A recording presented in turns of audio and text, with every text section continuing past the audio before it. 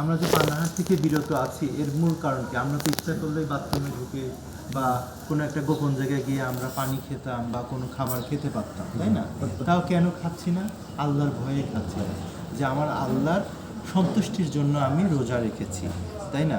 তাহলে এই যে বিরত থাকা, আল্লাহকে ভয় করে বিরত থাকা, এটাই হচ্ছে তাকওয়া, খোদা ভীরুতা, তাই না?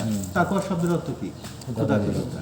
আল্লাহ বলতেছে আমি পূর্ববর্তীদেরকেও এই রমজান দিয়েছিলাম, তোমাদেরকেও দিয়েছি যেন তোমরা কি করতে পারো? তাকওয়া অর্জন করতে পারো, মানে খোদাভীতি অর্জন করতে পারো। এই যে আশা করি তোমরা খোদাভীতি অর্জন করতে পারো, আল্লাহ আশাবাদী। তো আমরা কি করি, যে আমরা যদি এরকম যে রমজানের মূল হাকিকতটা যদি বুঝতে পারি, বিরত থাকার বিষয়টা বুঝতে পারি, তাহলে কিন্তু আমরা কি থেকে সমস্ত গুনাহ থেকে বিরত থাকার চেষ্টা করব, তাই না? রোজা থেকে কিন্তু পানাহার না, আমরা গীবত থেকে, মিথ্যা থেকে, পরনিন্দা থেকে, তারপরে হিংসা থেকে, তারপরে হচ্ছে আমরা সুদ ঘুষ থেকে, চুরি থেকে, তারপরে দেখা যাচ্ছে আমরা চোখের হেফাজত করব। কারণ এই সময় যদি আমরা এমনিতেই রোজার মধ্যে আমাদের আমাদের শারীরিক যে চাহিদা এটা কি থাকে, একটু শিথিল থাকে, তাই না? তো এই বিষয়টা যাতে আমরা সব সময় যাতে এটা আমরা রক্ষা করে চলতে পারি। আর দেখেন রোজা কিন্তু একটা রোজার কাফফারা যে কত কঠিন, একটা রোজার কাফফারা কিন্তু পৃথিবীতে সবচেয়ে কঠিন কাফফারা কিন্তু রোজার কাফফারা, তাই না? একটা রোজা ইচ্ছাকৃত ভঙ্গ করলে 60টা না 61টা, 60টা হচ্ছে কাফফারা আর একটা হচ্ছে কাজা। এবং এটাই একটা যদি বাদ দেয়া যায় তাহলে কিন্তু আবার তাকে যে কোনো একটা মিস্টেক হলে আবার করতে হবে। মহিলাদের ক্ষেত্রে কি, মহিলারা যখন অসুস্থ থাকবে, অসুস্থ সময়টা শুধুমাত্র বাদ দিয়ে বাকি। কিন্তু যারা যদি কোনো মহিলার বাচ্চা হয়, যাদের মহিলার বাচ্চা হয় না, একটা হায়দার একটা নেফাস, যাদের বাচ্চা হয়, এইসব গর্ভবতী মহিলা বা যাদের বা তাদের কিন্তু দেখা যাচ্ছে তারা 30টা বা 40টা করার পর তার বাচ্চা হয়ে গেল, তার কিন্তু 40টা তার কাফফারা কিন্তু এর কিন্তু মাপ নাই। একে আবার প্রথম থেকে কি করতে হবে? আবার শুরু করতে হবে। এর কারণ হচ্ছে যে যেটা হচ্ছে আপনার যার প্রতি মাসে যেটা মাসিক মহিলাদের, এটা তো নির্ধারিত আল্লাহর পক্ষ থেকে হবে। বাট একটা মানুষ যে মা আমাদের গর্ভবতী, সে তো জানেই তার বাচ্চাটার প্রসব হবে এতদিন পরে, তার তো একটা হিসাব নিকাশ আছে। কিন্তু সে এটা শুরু করলো কেন?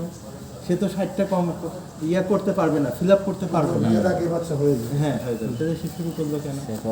হ্যাঁ, হ্যাঁ, এই বিষয়গুলো কিন্তু খুবই গুরুত্বপূর্ণ। এবং দেখা গেছে যে মানে এই জন্য রোজা আমাদেরকে অত্যন্ত অত্যন্ত ইয়ার সঙ্গে, মানে যাতে আমরা আল্লাহ পাকের প্রকৃত তাকওয়ার সঙ্গে রোজা যাতে আমরা পালন করতে পারি, এই চেষ্টা করা। আর সবই ইবাদত। দেখেন সেহরি খাওয়া ইবাদত, আল্লাহ রাসূল বলছেন তোমরা সেহরি খাও, এর মধ্যে বরকত আছে, তাই না? ইফতারকেও আবার ইফতারও ইবাদত। ইফতারের পূর্বে আমরা যে দোয়াই করব আল্লাহ পাক সেটা কবুল করবে, কোনো দোয়াই মিস যাবে না। তাহলে আমরা রমজান মাসে দেখেন কত আমাদের দিচ্ছে, বোনাস দিচ্ছে। আবার বলা হচ্ছে যে এর মূল্য, এর বিনিময় একমাত্র আল্লাহ পাকই দিবেন। কারণ একমাত্র এই ইবাদত, যে ইবাদতে রিয়া হওয়ার কোনো সম্ভাবনা নাই। অন্য সমস্ত ইবাদতে রিয়া হওয়ার সুযোগ আছে, রোজার কি কোনো রিয়া হওয়ার সুযোগ আছে? কোনো রিয়া হওয়ার সুযোগ নেই। তাহলে এজন্য আল্লাহ পাক এই ইবাদতের বিনিময় এটা জান্নাতে দিবেন, এবং রোজাদারি তো জান্নাতি হবেই। আরও একটা বিষয় হচ্ছে যে আল্লাহ রাসূল বলেছেন যে রোজা পেল কিন্তু নিজেকে ক্ষমা করতে পারলো না, সে ধ্বংস হোক। আর আল্লাহ রাসূল এটা বললেন মেহরাবে ওঠার সময়, এবং জিবরিল আলাইহিস সালাম এটাকে আমিন বললেন, তার স্বীকৃতি দিয়ে দিলেন। তাহলে এই দোয়া কোনোদিন মিস যাবে না। আল্লাহ রাসূল কোনো দোয়া মিস যায় না। হ্যাঁ, তাহলে আল্লাহ রাসূল যে গড় দোয়া করলেন, একমাত্র আল্লাহ রাসূলের কাফেরদের জন্য এরকম গড় দোয়া করেন নাই, তিনি তার উম্মতের জন্য করলেন, যে আমার উম্মত রোজা পেল কিন্তু তাকে তিনি ক্ষমা চেয়ে নিতে পারলো না আল্লাহর কাছে। তো তার মতো কত বড় ব্যর্থতা, কত বড় কপাল পুরা আমরা। আল্লাহ ভালো জানে আমরা নিজের গুনাহকে ক্ষমা করতে পারছি কিনা। এই জন্য অধিক পরিমাণে আল্লাহ পাকের কাছে কান্নাকে করে আমরা একবার পবিত্র হয়ে যাব, তাই না?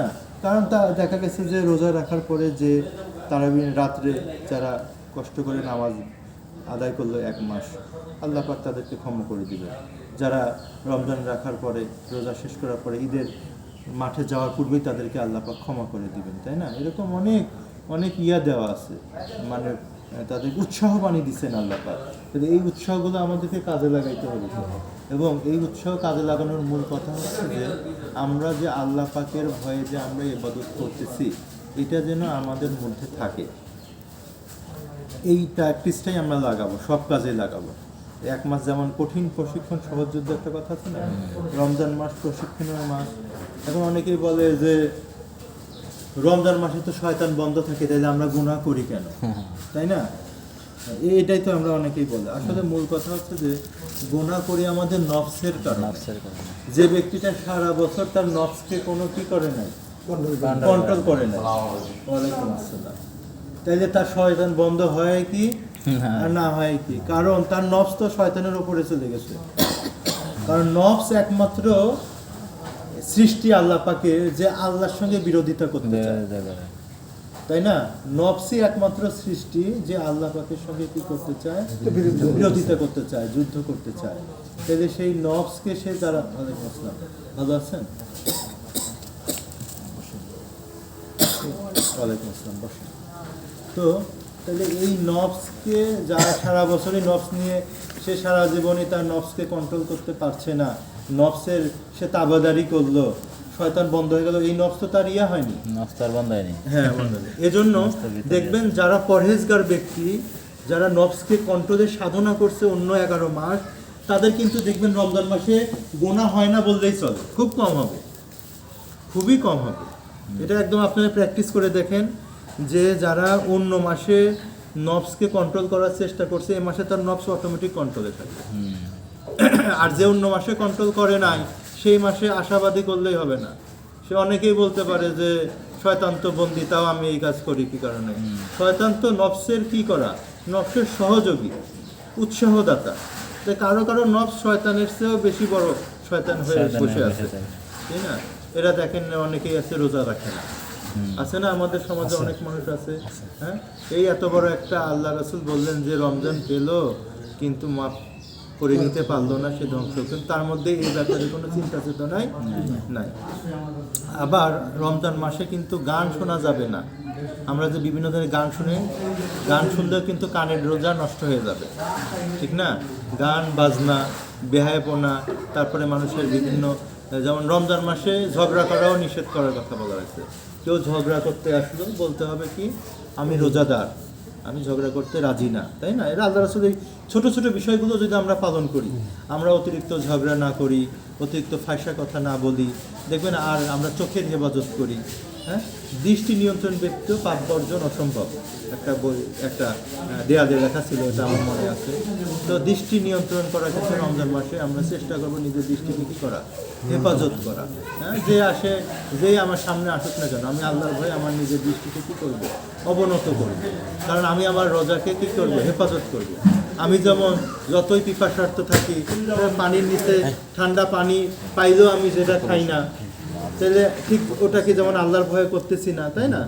তাহলে আমি কেন আমার চোখটা দেখাবো? আমার সামনে হয়তো বেগানা মানুষ যেতে পারে, আমরা সেদিকে আমরা নিজের হেফাজত করবো। এটা তো আমাদের একটা জিহাদের সওয়াব পাবো, আমরা জিহাদের সওয়াব পাবো। তো যাই হোক, যাতে আমরা আমাদের, আর এই যে এতে, ওয়ালাইকুম আসসালাম, কেমন আছেন? ভালো আছেন? জি আলহামদুলিল্লাহ। বসেন বসেন বসেন। তো আমরা এই আজকে থেকে এতেকাফ শুরু হবে, যারা সুযোগ পাবেন, যদিও এতেকাফের জন্য আসর থেকে বসা, তো আমরা যারা পুরো এতেকাফ করতে পারবো না, মানে 10 দিন, হ্যাঁ, সুন্নতে মুআক্কাদা কিফায়া, এটা আমরা পারবো না, কিন্তু আমরা নফল ইবাদত করার সুযোগ আছে আমাদের। কীরকম সুযোগ? যেমন আমরা প্রয়োজনে আমরা মসজিদে বেজর রাত্রিগুলো থাকতে পারি, বেজর রাত্রিগুলো সারা রাত্রি আমরা এতেকাফের নিয়ত মসজিদে গেলাম, তাহলে আমাদের এশার নামাজটা পুরো জামাতে হলো, ফজরের নামাজ জামাতে হওয়া থেকে মিস গেল না, ঠিক না? পাশাপাশি আমরা সেহরির দিকে উঠে মসজিদেই যেহেতু আছি, তাহাজ্জুদ আদায়, যারা তাহাজ্জুদ আদায় করেন কমপক্ষে 2 রাকাত হলেও তাহাজ্জুদের নামাজ আদায় করলেন, কিছু সময় জিকির আজকাল করলেন, কিছু সময় দরুদ শরীফ পড়লেন, কিছু সময় 2-1টা সূরা তেলাওয়াত করলেন। এভাবে আপনি রাত্রিগুলো যদি কাটিয়ে দেন, তাহলে সবে কদর আমাদের মিস যাওয়ার কোনো সুযোগ নেই, তাই না? তা আল্লাহ পাক আমাদের জন্য রমজানকে গোনা মাপের জন্য আমাদের সুযোগ করে দিয়েছেন, এগুলোকে আমাদের কাজে লাগাইতে হবে। আমরা যদি কাজে না লাগাই তাইলে তো আমরা ব্যর্থ হয়ে যাব, আমরা আল্লাহ রাসূলের গজবের শিকার হব, তার দোয়ার গজবের শিকার হব। এই জন্য আমরা চেষ্টা করব যাতে আমাদের সবে কদর মিস না যায়। মাত্র 5টা রাত্রি নিশ্চিত সবে, যেহেতু আমার সহজ করে দিচ্ছে, বেজর রাত্রিগুলো সহজ না, 21, 23, 25, 27, 29, 5টা রাত্রি ইচ্ছা করলেই। আর যারা আমাদের তরিকার ব্যক্তিত্ব, এরা যদি সঠিকভাবে আমল করে, এরা বুঝতেই পাবে কবে সবে কদর যাচ্ছে, ঠিক আছে? এটা বোঝাটা সহজ, এটা বলাটা নিষেধ, এজন্য বলা হয় না। কিন্তু আল্লাহ চাহে তো আপনারা বুঝতে পারবেন সবে কদর কবে যাচ্ছে। আর যদি আল্লাহ রাসূল যদি বলতেন, আল্লাহ রাসূল তো বলতেই চাইছিলেন, ঠিক আছে না? ওই 2জন ব্যক্তি ঝগড়া লাগার কারণে ওটার দিকে মন অন্যদিকে সরিয়ে গেছে। আল্লাহ চাচ্ছিলেন যে বলে দিলে তো আর মানুষ ওইটুকু ইবাদত করবে না। আল্লাহ তো চায় বান্দারা আমার গোলামি করুক, আমাকে ডাকুক। তাহলে এই জন্য আল্লাহ পাক এটাকে একটু কি করলেন, রাখলেন, মানে এটা হচ্ছে গোপন রাখলেন, মানুষ যাতে ইবাদত করে, আল্লাহকে যেন ডাকে, তাই না? এই জন্য সবে কদরের সময় আমরা কান্নাটি করব, আমাদের নিজেদের জন্য কাঁদবো, আমাদের পরিবারের জন্য কান্নাকাটি করব, আমাদের পূর্বপুরুষের জন্য কান্নাকাটি করব, যারা চলে গেছেন, যারা অসহায়, ঠিক না? তারপরে হচ্ছে যে আমাদের যত অভাব আছে, অভাবের জন্য আল্লাহর কাছে সাহায্য চাবো, আমরা রোগগ্রস্ত থাকলে শেফার জন্য সাহায্য চাবো, আমরা যাতে তাকওয়াবান হতে পারি, আমরা যাতে শয়তান থেকে নিজেকে হেফাজত করতে পারি, এই বিষয়গুলো থেকে আল্লাহ পাকের কাছে সাহায্য চাবো। এভাবে আমরা এই রমজানকে পালন করার চেষ্টা করব। আল্লাহ এত সুন্দর একটা মাস দিয়েছেন আমাদের জন্য। আগেকার দিনের যারা সাহাবী ছিলেন আল্লাহ রাসূলের, তাদের তো কর্মজীবন অনেক কঠিন ছিল। তারা প্রতি মাসে কিছু কিছু টাকা জমায়ে রাখছেন, যখন রমজান মাস আসতো পুরো এই টাকাটা দিয়ে তারা কষ্ট করে কী করতেন, এই রোজা রাখতেন, তাই যাতে মানে রমজানকে খুব ভালোভাবে আমল করতেন, যতটুকু পারা যায় ইবাদত বন্দেগী নিয়ে যেতে থাকতেন। আমরা তো পারতেছি না এখন, আমরা তো বিভিন্ন প্রয়োজনীয় কাজে অনেক আমরা ব্যস্ত, কারণ আমাদের জামানা তখনকার জামানা অনেক কম বেশি আছে, কারণ আমাদের প্রয়োজন, তাদের দেখা যাচ্ছে 2টা কাপড়ই ছিল না তাদের, আমাদের অনেক কাপড় লাগে, না হলে আমরা চলতে পারি না সমাজে, তাই না? আমাদের বাচ্চা কাচ্চা কাপড় চোপড় লাগে, স্কুল আছে, এখন কারেন্টের বিল দিতে হয়, গ্যাসের বিল দিতে হয়, বাসা ভাড়া দিতে হয়, এই বিষয়গুলো পূর্ব যুগে এতটা কঠিন ছিল না, তাই না? যার কারণে মানুষ এখন অনেক ব্যস্ত। এই ব্যস্ততার সময় যদি আল্লাহকে একটু ডাকা হয়, আল্লাহ অনেক বেশি মর্যাদা দিবেন। কারণ আল্লাহ রাসূল বলছেন, আমার শেষ জামানের উম্মতের জন্য আকীদা 9 ভাগ, আমল 1 ভাগ, তাই না? আমরা এই 1 ভাগ আমলই যাতে একটু সুন্দর করে আকীদা বিশুদ্ধ অনুযায়ী আমরা করতে পারি। তো যাই হোক, আমাদের সামনে দুজন আলেম আছেন, আমি একজন নগণ্য মানুষ, তিনারা কথা বলবেন 2-4 মিনিট, আপনারা মনোযোগের সঙ্গে শুনেন। এখন বাজে 40, 2 মিনিট কম 40 মিনিট বাজে।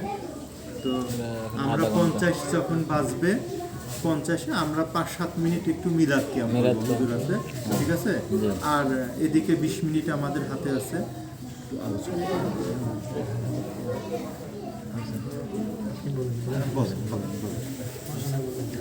উনি মিলাদ করবেন, আপনি একটু আলোচনা করেন, একটু আমরা যারা আছি যাতে এখান থেকে উপকৃত হয়।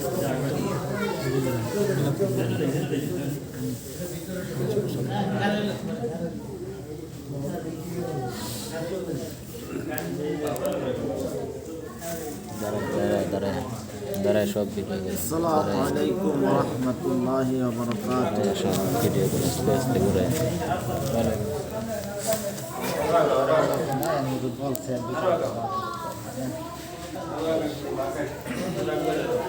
মাহে রমজান মাস শেষ দিকে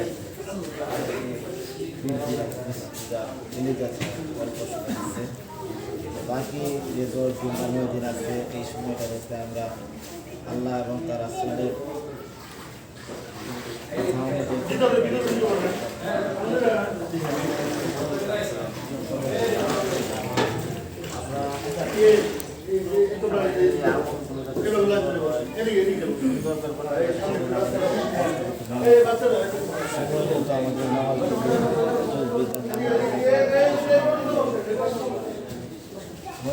চেষ্টা করতে হবে।